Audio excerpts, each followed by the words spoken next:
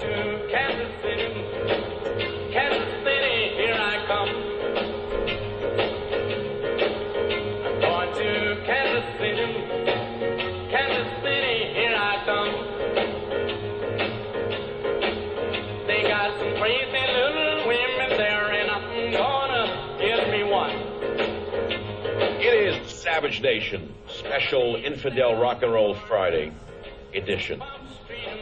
Will America survive? Will America survive Obama? Will America survive Clinton? When did America take its big wrong turn? This is a big question. I can answer it. I will answer it in my next book, which will be out in a year and a half from now. Right now, I'm working on my novel, which is coming out at the end of the summer. There's only so much any man can do. But I actually believe America will survive. And the good news is Sarah Palin, the Tea Party, and that we will defeat radical Islam. I'm positive. We're going to get somebody with courage. We're going to get somebody who understands the danger we're in. We're going to get somebody who understands who the bad guys are, and they're going to destroy them. That's what I believe. There's too much popular will in this country to survive, and there's too much popular knowledge in this country for us to continue to listen to these knuckleheads like Hillary Clinton and Obama and Holder, who pretend that we don't know who the enemy is when the enemy has defined us as their enemy. Now, if they don't know who the enemy is, the enemy has defined them as the enemy, so you can figure out that the enemy has defined us as their enemy, therefore they're our enemy. And I believe that America will survive this bad turn of events that began with, to the best of my knowledge, with Kennedy. Robert F. Kennedy ruined America. And a very famous historian in England has written about this, and I'm going to quote him now. He said, the big change in principle came under Kennedy. In the autumn of 1962, the administration committed itself to a new and radical principle of creating budgetary deficits even when there was no economic emergency.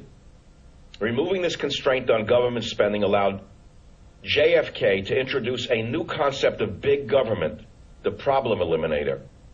Once every area of human misery could be classified as a problem, then the federal government could be armed to eliminate it.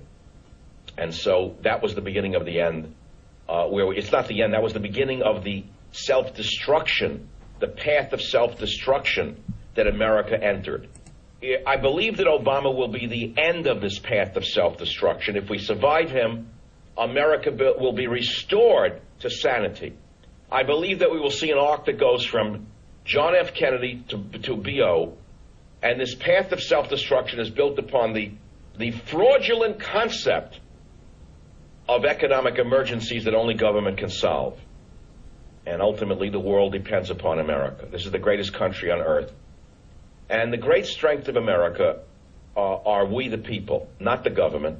We are the greatest strength of America. And our greatest strength is built strictly upon freedom of thought, freedom of speech, freedom of expression. That is what is going to permit us to survive. If we can mock Hillary Clinton, if we can mock Obama, if we can mock Holder, if we can thumb our noses at these people, then we are still alive and healthy. When the day arises, and I doubt that it will, where they don't permit us to mock them, that will be a very dangerous day indeed. They tried to do it with the Fairness Doctrine. They want to do it with the net neutrality rules of the Internet, but they haven't achieved it. As tepid and as middle of the road as John Boehner's pink ties are, they will not permit the government to take away our freedom of expression. I can guarantee you that's true. Had Obama not been roundly smacked down in November, we probably wouldn't be listening to talk radio in the year 2011. And so, as I say, as long as we can still argue, as long as we can still express ourselves, as long as we are not Al Jazeera, we are going to survive. And the arc will be the arc from JFK to Obama, and then we'll come back as the America that we all grew up with. The Tea Party is a key element of survival. The Tea Party, Sarah Palin, are examples of why America is turning around for the better. We are the future. Talk radio, conservative talk radio, the Tea Party, all of the people who are conservative. We are actually the examples of why America will survive and we won't disappear as a nation. And it's all about guts and the willingness to express yourself, the kind of guts that you got from Margaret Thatcher and Ronald Reagan. You've got to have guts. You've got to be able to express yourself. And I believe that eventually we will save this country. It will happen in our lifetimes. Many people have predicted the end of America. Many people have been wrong. The whole world depends upon us, and the people know better than the people who are running the government.